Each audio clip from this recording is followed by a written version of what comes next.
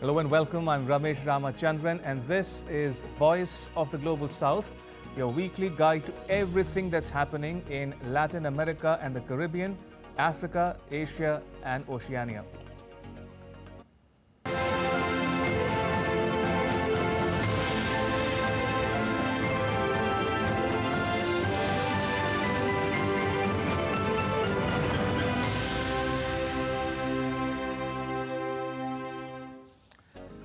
All right, on the show this week, is your country's capital city future ready? As population growth puts pressure on infrastructure and global warming-induced sea level rise threatens to flood homes and highways, governments everywhere are scrambling to make their capital city sustainable. How and why Namibia plans to kill elephants for meat?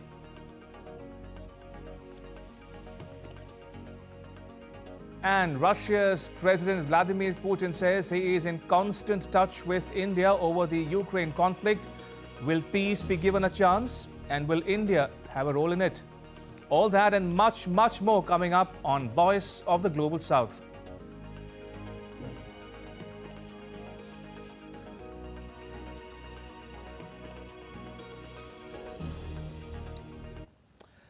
Pollution, traffic chaos, broken roads, flooded streets, population explosion, crumbling infrastructure. It's a jungle out there, and only the fittest can survive. I'm not talking about your health, far from it. Now, you might be taking good care of your health and fitness, keeping your cholesterol in check, doing regular push-ups or going for a run. But have you ever wondered, how fit is your city? What if the city you live in is decaying or dying? In other words, is your country's capital city future ready?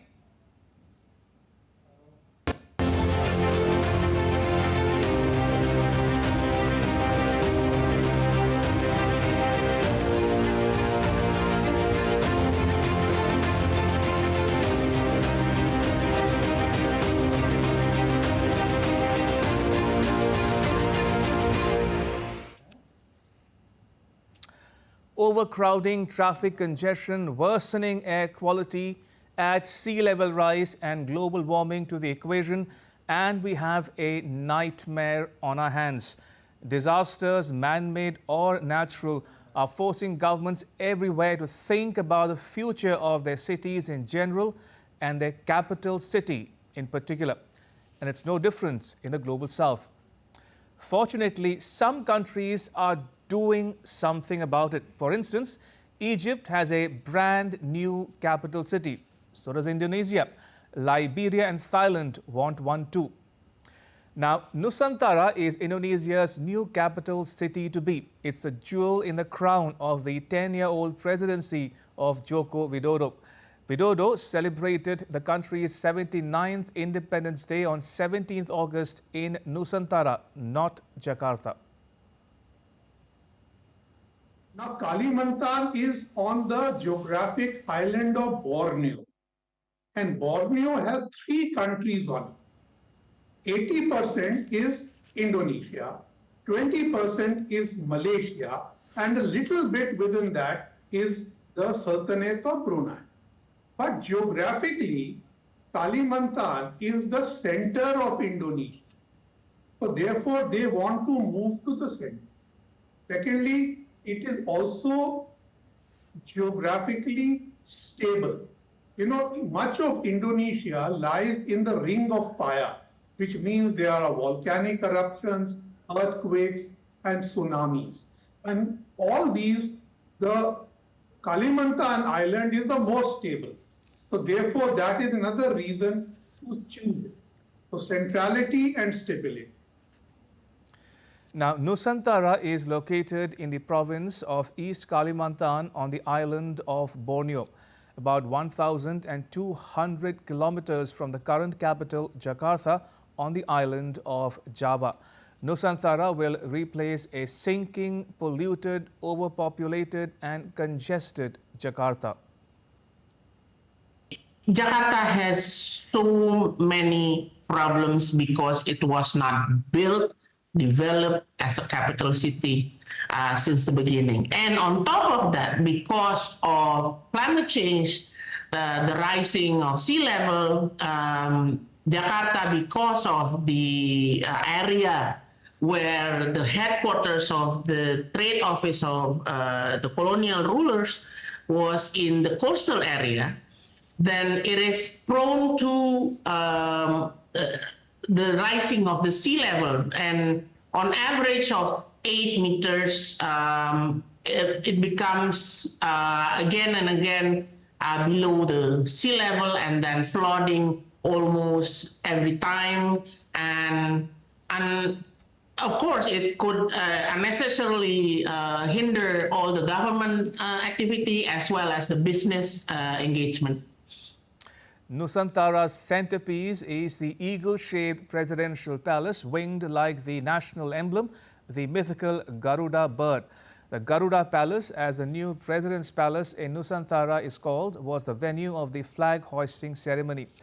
Widodo, more popularly known as Jokowi, is the first president of Indonesia to attend a state ceremony in the new capital city to be. But the $32 billion mega project has been plagued by construction delays, funding problems and resignations of project leaders. On top of that, the government employees are hesitant to relocate there. Some 10,000 civil servants have been ordered to relocate to Nusantara from September onwards. But for now, Widodo has deferred signing a presidential decree declaring Nusantara as the new capital city. He's left it to his successor, President-elect Prabowo Subianto, who will be inaugurated on the 20th of October. Indonesia's ambassador to India concedes that setting up of the new capital could take more time. I cannot say for sure when that we will begin the official relocation of the capital city, because all preparation needs to be done. But like I said, learning from other countries, it needs 15 to 25 years for a country to relocate fully a capital city. Indonesia declared independence in 1945 after more than 3 centuries of Dutch rule and Japanese occupation during the Second World War of what was then the Dutch East Indies. It is so heartwarming because to be able to see the effort and political commitment to establish a new capital where which we are dream of as a citizen is very heartwarming. The Indonesian government says it wants to build Nusantara to spread development away from Jakarta, which has a population of 12 million people. Widodo resurrected a long-shelved plan to relocate the capital soon after taking office in 2019, after experts warned that Jakarta was sinking. Now, the east coast of the island of Borneo was chosen as the new site for a capital, and for a reason. The best place to govern Indonesia, the spread archipelagic, as a spread of archipelagic nation, it's in the center, which is where Nusantara is.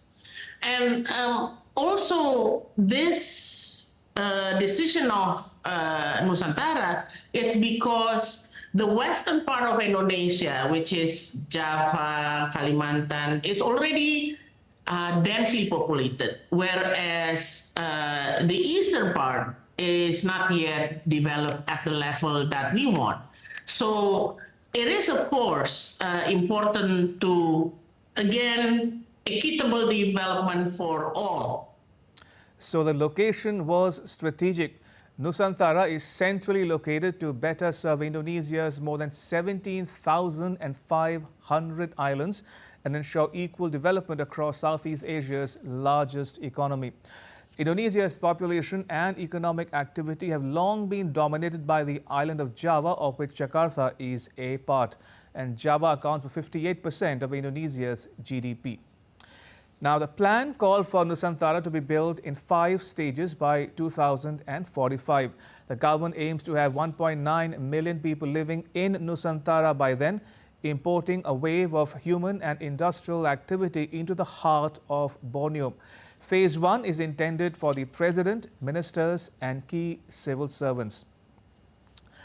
Indonesian government will fund 20% of Nusantara. It wants $6.13 billion in private investment by the end of 2024. But as of June this year, it had received only $3.3 billion, all from domestic backers.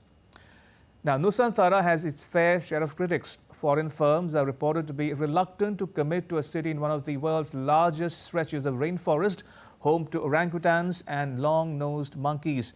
Now, they base their opinion on a warning by environmentalists that the planned city will speed up deforestation in the rainforest. Now, Egypt's President Abdel Fattah el-Sisi is a former army chief and military intelligence chief with a fondness for mega projects. On 2nd April 2024, at a grand ceremony in a yet-to-be-named new capital that he has built in the desert, the 69-year-old embarked on a third term at the helm of the Arab world's most populous country. The oath marked the inauguration of Egypt's new administrative capital. Sisi supporters back him as a visionary, blazing the trail for his quote-unquote new republic. The crowning jewel of this republic is a $58 billion capital city just 45 kilometers east of Cairo. The new capital was announced in 2015. Of course, one of the main features, so to say, of this new capital city is that it is far away from the Nile.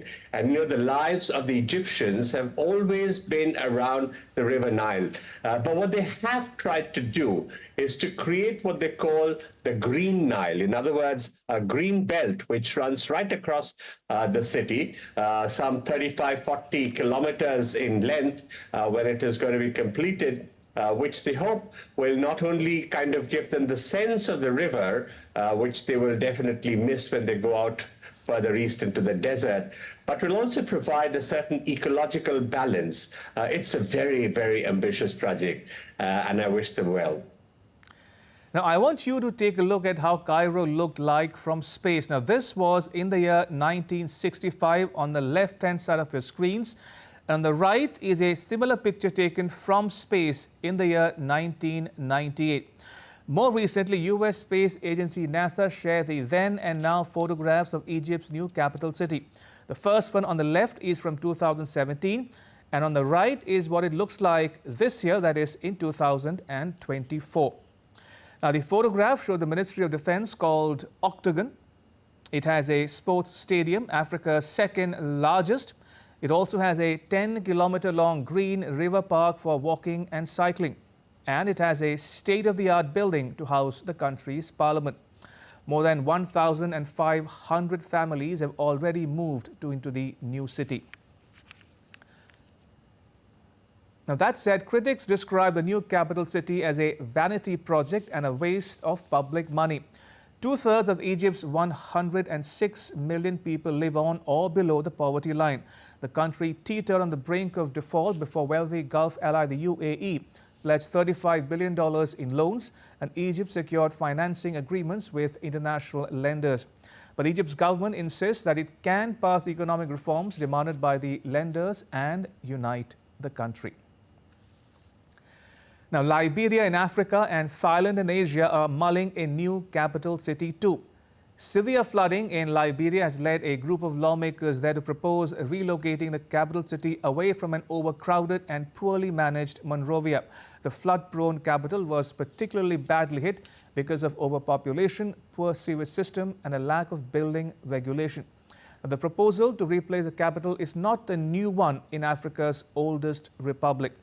In 2012, the country's then President Ellen Johnson Sirleaf suggested relocating Monrovia to a new city called Zekepa in the center of the country. Thailand may have to consider relocating its capital Bangkok as well because of rising sea levels. Projections consistently show that low-lying Bangkok risks being inundated by the ocean before the end of the century. Now, Egypt and Indonesia follow a long list of the global south countries that have developed a new capital city.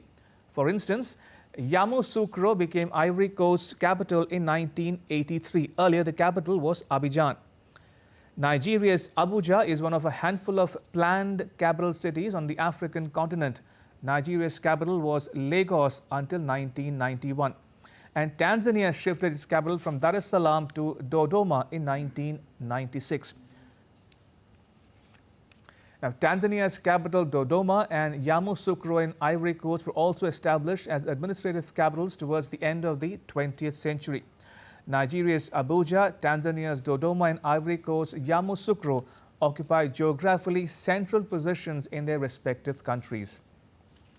Also, Almaty was the capital of Kazakhstan until the government moved the capital to Astana in 1997. Also, Malaysia shifted its administrative capital from Kuala Lumpur to Putrajaya in the year 1999.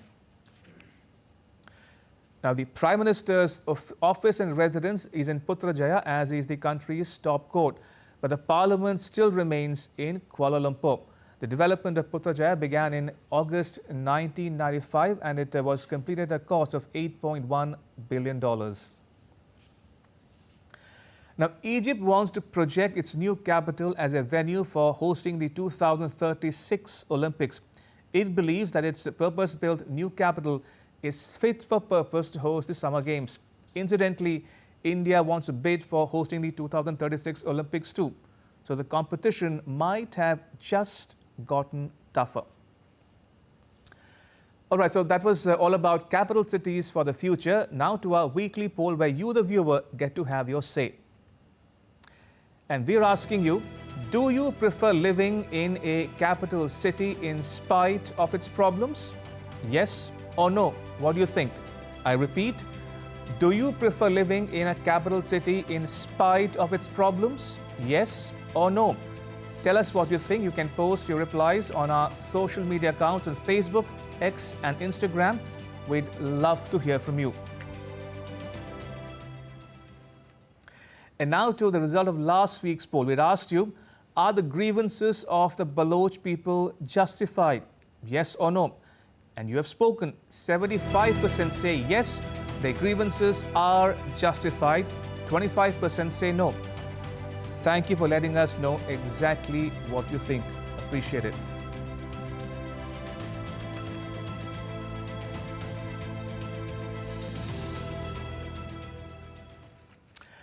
Namibia in southern Africa has significant numbers of wildlife, including one of the largest populations of elephants in the world. But it has begun killing them. 160 such animals have already been killed. Find out why in the next report.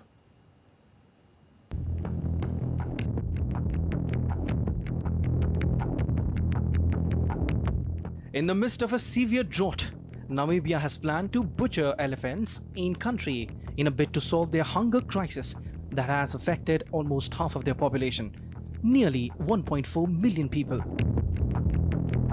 Southern Africa is home to one of the largest elephants populations globally. Countries such as Namibia, Botswana, Zimbabwe collectively host over 200,000 elephants, making the region a critical habitat for the species. As per the Environment Ministry, with such a severe drought, human-wildlife conflicts are expected to increase if the authorities do not intervene. A spokesperson for the United Nations described the situation in the country as a humanitarian crisis we have never spoken much of at a media conference on Friday. Namibia, which is facing the worst drought in 100 years. 84% of Namibia's food reserves are already exhausted, and nearly half of the population is expected to experience high levels of food insecurity between July and September. The African country's strategy involves killing 723 wild animals, including 83 elephants, as a necessary means, which is in line with a constitutional mandate where our natural resources are used for the benefit of Namibian citizens, according to an official statement released by the country's Ministry of Environment, Forestry and Tourism. In many countries across the global south, consuming wild animals is a common practice, often driven by necessity and local traditions. In regions like Central Africa and parts of Southeast Asia, bushmeat from various species including antelope and monkeys is a vital source of protein for local communities. The culling plan has sparked debate among conservationists and animal rights activists. Critics argue that the decision was made without thorough environmental and economic impact assessments and have raised concerns about the potential long-term consequences for Namibia's wildlife population and ecosystem. Southern Africa has been reeling from drought, with more than 30 million people across the region affected as per the UN World Food Programme in June.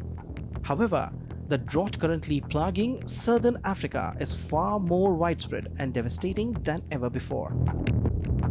As Namibia confronts one of its most severe droughts in decades, international observers closely monitor the unfolding of this controversial strategy and its potential ramifications for the nation's future.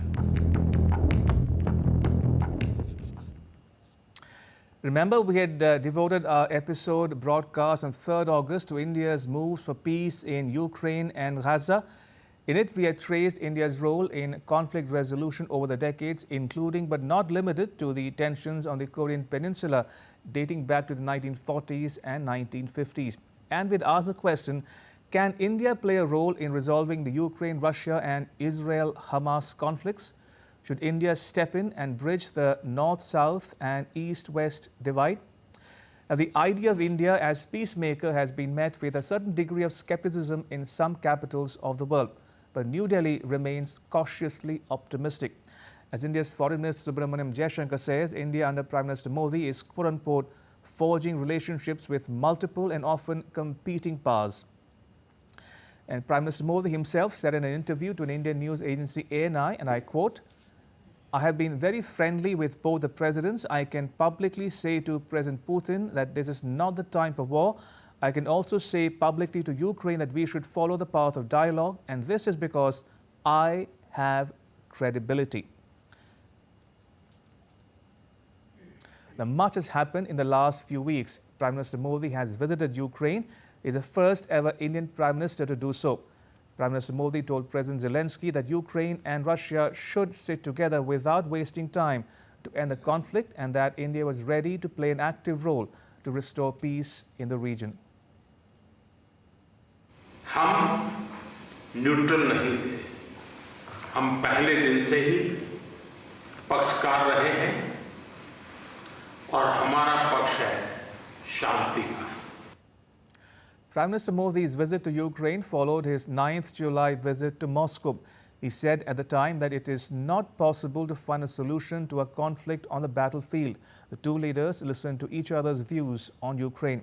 For his part, Prime Minister Modi placed before President Putin the global South's expectation on peace and stability. Now, the Indian leader has since spoken to the presidents of the US and Russia about his talks with President Zelensky in Kyiv.